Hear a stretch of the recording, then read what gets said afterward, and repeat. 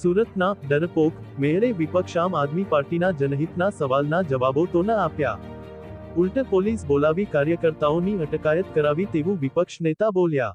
તારક ચિહ્ન વિપક્ષ નેતા પાયલ સાકરિયા સમેત આપના કોર્પોરેટરો અને કાર્યકર્તાઓને પોલીસ મેયરના ઇશારે ઉંચકી ગઈ.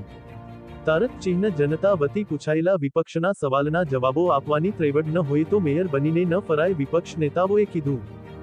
રાજીનામું આપીને ઘરે બેસાય, વિપક્ષ નેતા પાયલ સાકરિયા બોલ્યા.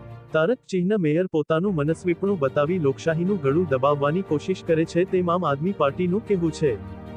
ગત સામાન્ય સભામાં વિપક્ષ આમ આદમી પાર્ટીના કોર્પોરેટરો દ્વારા પૂછવામાં આવેલ પ્રશ્નોના જવાબો આપવામાંથી મેયરે છટકબારી કાઢી હતી. સાફ શબ્દોમાં ઘસીને મેયરે જવાબ આપવાની ના પાડી દીધી હતી, જે મામલો ખૂબ જ ગંભીર બની ગયો હતો.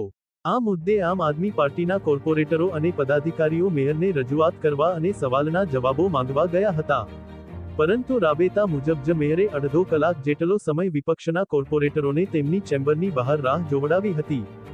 જ્યારે કાર્યકર્તાઓ દ્વારા વિરોધ કરવામાં આવ્યો તો પોલીસ બોલાવી તમામ કાર્યકર્તાઓને અટકાયત કરવામાં આવી હતી, જે લોકતંત્ર વિરુદ્ધની અવહેલના છે.